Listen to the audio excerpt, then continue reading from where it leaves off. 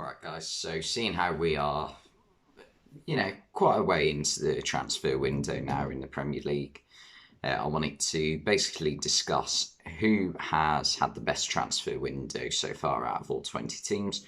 So, I've narrowed it down to a short list of three teams. I've gone with Aston Villa, Leeds United, and Tottenham. So, we'll go in alphabetical order. We'll start with Aston Villa. So, they've made four signings so far. Diego Carlos, Boubacar Kamara, Robin Olsen, and also Felipe Coutinho on a permanent transfer. So obviously we've seen Coutinho play for Aston Villa, and we've seen that he's every bit as good as every bit as good as he was since when he was at Liverpool. Maybe not quite, but near enough good enough. Near enough as good, I should say. Not he's been more than good enough. So that's obviously going to be a very good signing for 17 million as well. That's a bargain. Diego Carlos, a bit more pricey. We're looking at about 25 million from Sevilla, but then again, you're guaranteed a good quality centre back who's been playing at one of the best clubs in Spain over the past couple of years. So that's without doubt a good signing. And Kamara, free transfer, again a bargain, and he should slot right into their midfield alongside maybe John McGinn quite well. And Robin Olsen is going to be a brilliant backup to Emiliano Martinez. Not that I don't think he'll be, not that I think he'll be needed that much, to be honest. Martinez usually plays most of the games. He's not a very injury-prone goalkeeper. So yeah, they've had a very good window so far. I don't think they've made any significant sales other than Matt Targett leaving for Newcastle, which I mean he was out on loan at Newcastle for the past 6 months of the season anyway, so it's not a nightmare. They brought Lucas Digne in January, who if we're being honest, is a better left back. So I don't think Matt Targett's really needed there, and 15 million for him, in my opinion, that's not a bad sale price. It's about the same price they bought him for from Southampton probably 3 years ago now. I think 2019 it was. So yeah, that's quite good business in my opinion. So they've definitely got a case for being the best side so far. Because they've got the business done early, which is what all the best clubs, when it comes to transfers, tend to do. So next we'll move on to Leeds United. They've signed three players, I think, if I'm right. Brendan Aronson, Rasmus Christensen, and also Marc Roca from Bayern Munich. So Roca was midfielder who Bayern signed after some impressive form. And he hasn't had too much game time at Bayern, so didn't get many chances. So Leeds have managed to pick him up for a bargain of 10 million, which is lower than his market value, so that is quite good.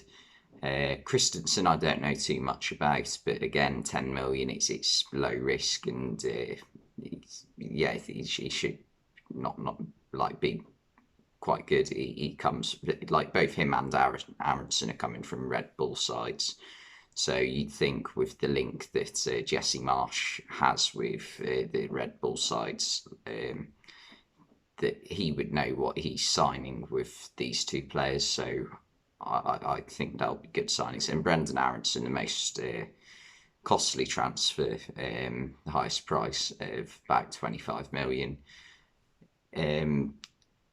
It's not. I don't know. I haven't seen too much of him.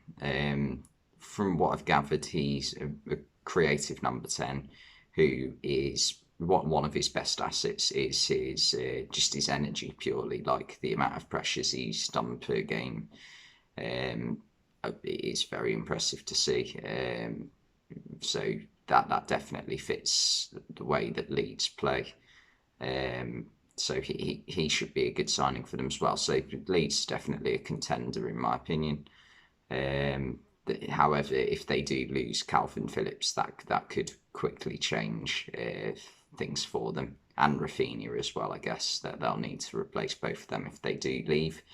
And then finally we go to Tottenham, who have done 3 pieces of business so far in the incoming side of it, bringing in Ivan Perisic, Fraser Forster, and also Yves Bissouma. Now, Perisic, we all know, is a quality player. We've seen it time and time again for Croatia, for Wolfsburg, for Bayern Munich, and for most recently for Inter Milan.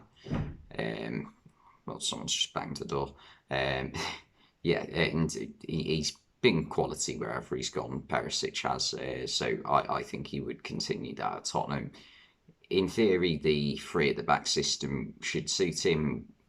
Like, he could probably play either on the left of the front 3 as an option, like a backup for Son or Kulusevski, or he could play as, you know, the first choice left wing back on the 4. So I think that's a very smart piece of business for Tottenham. Fraser Forster on a 3, again, very experienced goalkeeper who, he's been in the Premier League a long time now. I think it's about 8 years since he signed for Southampton. I think he has had a loan spell away from Southampton at one point as well.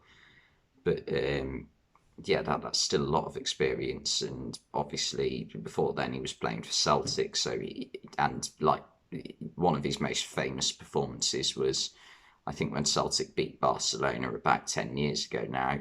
And he had a stunning performance, like made loads of saves. So yeah, that's a brilliant backup to Hugo Lloris, who I think they might need in maybe next year to sign another goalkeeper, because Lloris is really getting on now. So maybe they will need a younger first choice. But that's not something that needs immediately addressing, I don't think. And finally, Yves Bissouma in midfield, like I said, again, he's been in the Premier League 4 years now for Brighton, and each season, I think, maybe bar his first one, it took a season for him to really get going in the Premier League, I thought. But certainly for the past maybe 3 seasons, he's been absolutely brilliant for them, and I think he will fit in Tottenham's team really well, maybe alongside Bentancur or even Højbjerg.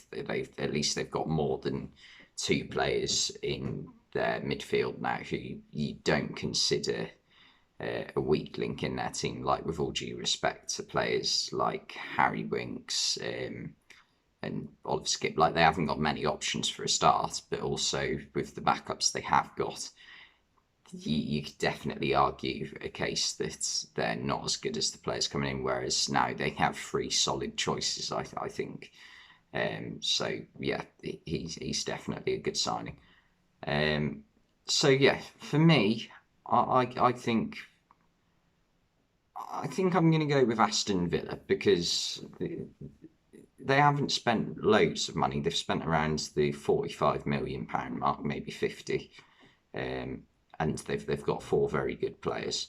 Tottenham's business has also been good. Leeds is a little bit less unproven talent, if you like. Whereas Tottenham, they've gone for players who either have Premier League experience or have just been quality footballers in the past. Like Conte isn't someone who tends to really go for unproven players. He prefers to sign players that have proven in the past that they are quality.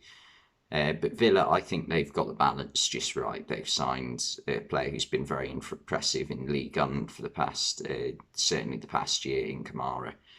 Diego Carlos at centre-back from Sevilla, very good defender. Robin Olsen, experienced Swedish goalkeeper. And Felipe Coutinho. So, I mean, that is brilliant business, all whilst bringing 15 million back in for a player who isn't really likely to get much game time if he did stay. So yeah, I think they've probably done the best business so far. Anyway, thanks for watching, and thank you for 100 subscribers. I'm absolutely buzzing with that. So yeah, thanks for watching my videos. It means a lot to me, and I'll see you next time.